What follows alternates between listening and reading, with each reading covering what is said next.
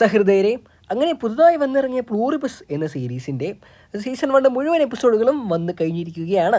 അത് ഞാൻ കണ്ടു കഴിഞ്ഞു. ആദ്യം തന്നെ ചെയ്യണമെന്ന് വിചാരിച്ചാണ്, പിന്നെ വിചാരിച്ച് എല്ലാ എപ്പിസോഡും വന്നതിന് ശേഷം നമ്മൾ മുഴുവനായും ഒരു പൂർണ്ണ വിശകലനം ചെയ്യാം എന്ന് ഞാൻ കരുതി.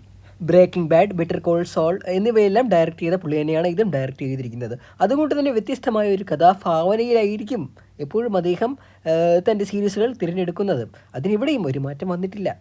ഇനി ഇതിൻ്റെ കഥാപശ്ചാത്തലം നോക്കുകയാണെങ്കിൽ, ഏലിയൻസ് നമുക്കിട്ട് പണിതാണ്. ഏലിയൻസ്, അതായത് 600 പ്രകാശ വർഷങ്ങൾക്ക് അകലിൽ നിന്നും ഒരു സിഗ്നൽ വരുന്നു. അതും ഒരു മോഴ്സ് കോഡ് രീതിയിലാണ് വരുന്നത്. നമ്മുടെ സയൻറ്റിസ്റ്റുകൾ അതെങ്ങനെ ഡീകോഡ് ചെയ്തെടുത്തപ്പോൾ മനസ്സിലായി അത് RNA DNA അപ്ഡേറ്റ് ചെയ്യാനുള്ള എന്തോ ആണെന്ന്. അങ്ങനെ അവർ അത് എലിയിൽ പരീക്ഷിക്കുന്നു. എലിയിൽ പരീക്ഷിക്കുമ്പോൾ അവർക്ക് സംഭവിച്ചത്, അബദ്ധവശാൽ അവർ ഒരു എലി ചത്തുപോയതായി അവർ കരുതുന്നു. അങ്ങനെ എലിയുടെ പൾസ് ഉണ്ടോ നോക്കിയാണ് ആ പെണ്ണുമ്പിള്ള പൾസ് ഉണ്ടോ എന്ന് എലിയിൽ കുത്തി നോക്കാനും എലി ഒരൊറ്റ കടി. അങ്ങനെ ആ വൈറസ് എന്ന് വേണമെങ്കിൽ പറയാം, വൈറസ് എന്ന് തോന്നുന്നു, ആ വൈറസ് മനുഷ്യരിലേക്ക് വ്യാപിക്കുകയാണ്. അതിനുശേഷം ആ വൈറസ് ലോകം മുഴുവനും അങ്ങ് വ്യാപിച്ചു. നമ്മുടെ വായിലെ ഉമിനീര് വഴിയാണ് പ്രധാനമായും ഈ വൈറസ് വ്യാപിക്കുന്നത്.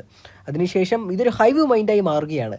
അങ്ങനെ ലോകത്തുള്ള എല്ലാവരും ഒരാളുടെ നിയന്ത്രണത്തിലല്ല, എല്ലാവരും ഒരേ ഒരു ഹൈവ് മൈൻഡ്, ഒറ്റ മൈൻഡ്, അതായിരിക്കും പറയുന്ന രീതി. അങ്ങനെ ആരും കൺട്രോൾ ചെയ്യുന്നൊന്നുമില്ല. എല്ലാവർക്കും എല്ലാവരുടെയും വിവരങ്ങളും വളരെ വ്യക്തമായി അറിയാം. അതായത് ഈ വൈറസ് ബാധിച്ച എല്ലാവർക്കും ഒരേപോലെ തന്നെയായിരിക്കും തലച്ചോറ് പ്രവർത്തിക്കുന്നത്. അതുമാത്രമല്ല, ഇപ്പോൾ ഒരാൾക്ക് തന്നെ ഈ വൈറസ് ബാധിച്ച ഒരാൾക്ക് തന്നെ ഈ വൈറസ് ബാധിച്ചുള്ള ഡോക്ടേഴ്സ്, എൻജിനീയേഴ്സ്, മെക്കാനിക്സ്, അങ്ങനെ അവരുടെ എല്ലാവരുടെയും സവിശേഷതകളും കഴിവുകളും ലഭിക്കുന്നതായിരിക്കും. ഇതിൽ ആർക്ക് വേണോ ഒരു ഓപ്പറേഷൻ ചെയ്യാം, അതിനുള്ള സ്കിൽസ് എല്ലാം അവർക്കുണ്ടായിരിക്കും. ഇനി നമ്മുടെ സീരീസിലെ കഥാനായിക വൺമിഷർ കേരോളിൻ്റെ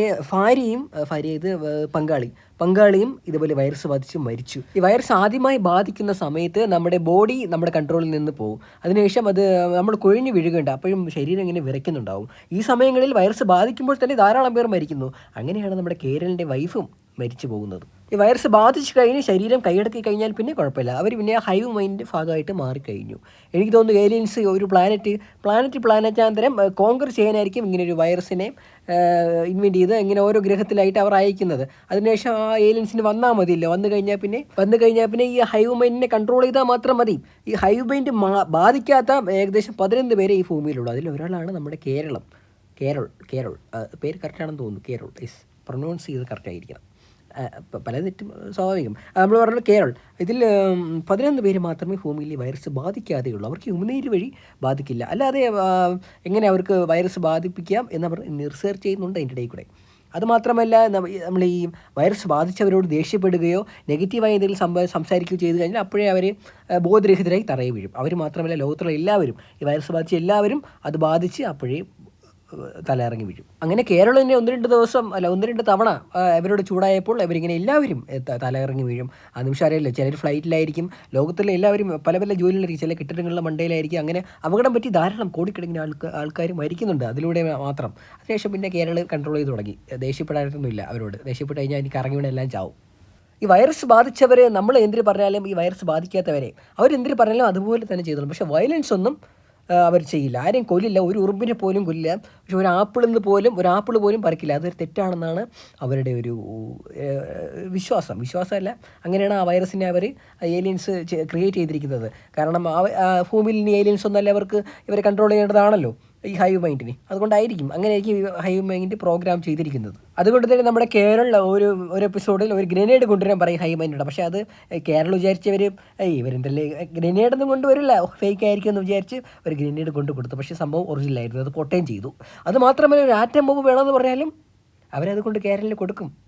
അതാണ് നമ്മുടെ ഹൈവ് മൈൻഡ്. പറയണ ആരെന്തരെ പറഞ്ഞാലും അതേപോലെ കേട്ടിടും, പക്ഷേ ആരും കൊല്ലില്ല. ഇനി 11 പേരിൽ എല്ലാവരും ഒരേപോലെ അല്ല. ഈ ഹൈവ് മൈൻഡിനെ മുതലാക്കുന്നവരുണ്ട്. അതിലൊരുത്തുണ്ട് അവന് സ്വന്തമായിട്ട് പ്രൈവറ്റ് പ്ലെയിന്, പിന്നെ കൂടെ കിടക്കാൻ വിശ്വസുന്ദരിമാർ, അതും സൂപ്പർ മോഡൽസിലേക്ക് വിളിച്ച് വരുത്തുന്നത് ഹൈവ് മൈൻഡിനെ ഉപയോഗിച്ചുകൊണ്ട്. എല്ലാ സൗഭാഗ്യങ്ങളും ഉപയോഗിച്ചുകൊണ്ട് അവൻ്റെ രീതിയിൽ എല്ലാവരും ഓരോരുത്തരെയും അവർക്കാവുന്ന രീതിയിൽ മുതലാക്കുക തന്നെ ഹൈവ് മൈൻഡിൻ്റെ. അതുമാത്രമല്ല, ഈ ഹൈവ് മൈൻഡിന് അവരോട് കള്ളം പറയാൻ പറ്റില്ല. കള്ളം പറയാൻ അവർക്ക് അറിയില്ല. അതുകൊണ്ട് തന്നെ നമ്മുടെ കേരള ഇടയ്ക്ക് വെച്ച് കണ്ടുപിടിക്കും ഈ ഹൈവ് മൈൻഡ് ഈ വൈറസിനെ എങ്ങനെ നശിപ്പിക്കുക എന്ന് ഇവർക്കറിയാം. ഈ ഹൈവ് മൈൻഡിനെ അവർ തന്നെ കണ്ടുപിടിച്ചിട്ടുണ്ട്. അതെന്താണെന്ന്, അതെങ്ങനെയാണെന്ന് ഇവരോട് ചോദിക്കും.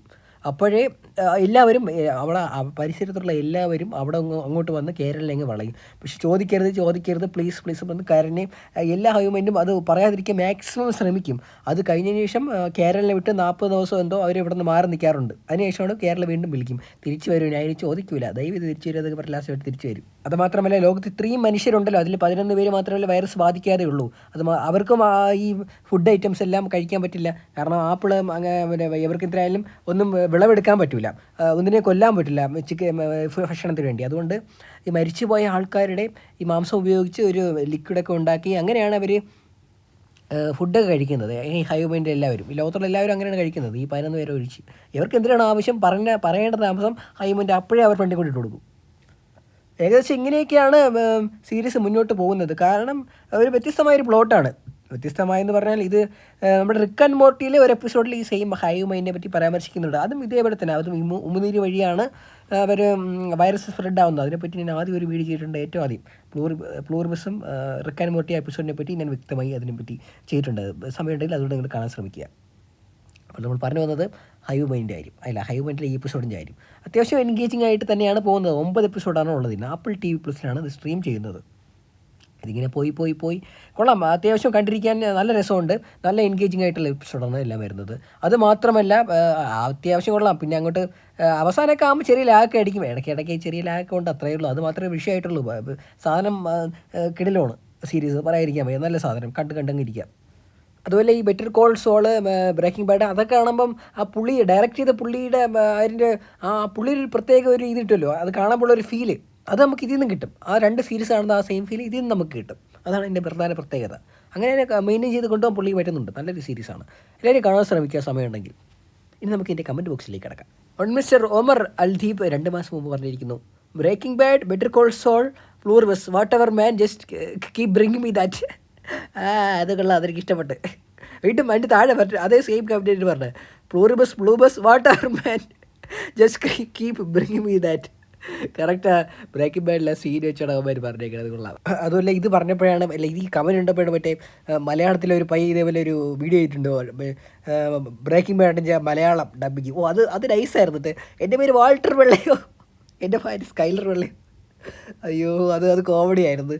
ഇറുക്കം അതാരൊക്കെ പേര് ഈ വരും. അതെല്ലാം കൊള്ളാം. നരകം വരൂ കുഞ്ഞേ വരൂ. അയ്യോ ഈ കമൻറ്റ് ഇട്ടപ്പോൾ എനിക്ക് അത് ഓർമ്മ വന്നത്. അത് നൈസ് ഒരു വീഡിയോ. ഇനി നമുക്ക് അടുത്ത കമൻറ്റിൽ പോവുകയാണെങ്കിൽ മിസ്റ്റർ അഹമ്മദ് കനാവിയ 8929 1 മാസം മുമ്പ് പറഞ്ഞിരിക്കുന്നു. So the sidekick lawyer of the show become the main character of the next show.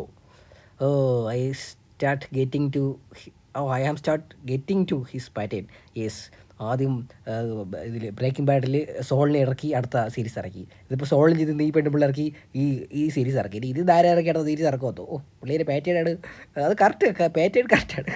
ഓരോ സീരീസിൽ നിന്നും ഓരോരുത്തരെ ഇങ്ങനെ സൈഡ് ക്യാരക്ടേഴ്സിനെ എടുക്കുന്നു, അടുത്ത സീരീസ് തുടങ്ങുന്നു. കൊള്ളാം. ഇതിൻ്റെ ആരെയാണോ എടുക്കാൻ ഉദ്ദേശിക്കുന്നത് പുള്ളി, ആർക്കറിയാം ദൈവീ. എന്തായാലും സാധനം കൊള്ളാം. സമയമുള്ളവർ കാണാൻ ശ്രമിക്കുക. നമുക്ക് ബ്രേക്കിംഗ് ബാഡിൽ നിന്നും ബെറ്റർ കോൾ സോളിൽ നിന്നും കിട്ടിയ ഒരു കിക്ക്, ആ ഒരു ലഹരി ഇതിൽ നിന്ന് നമുക്ക് ലഭിക്കും. അപ്പോൾ സഹൃദയരെ, നമുക്ക് വിട പറയാനുള്ള സമയം ആഗതമായിരിക്കുകയാണ്. അപ്പോൾ ഇത്രയും നേരം ക്ഷമാശീലരായി നമ്മോടൊപ്പം സഹകരിച്ച എല്ലാവർക്കും എൻ്റെ നന്ദിയും കടപ്പാടും ഞാൻ അറിയിക്കുകയാണ്. വളരെ നന്ദി. വീണ്ടും വരാൻ ശ്രമിക്കുക.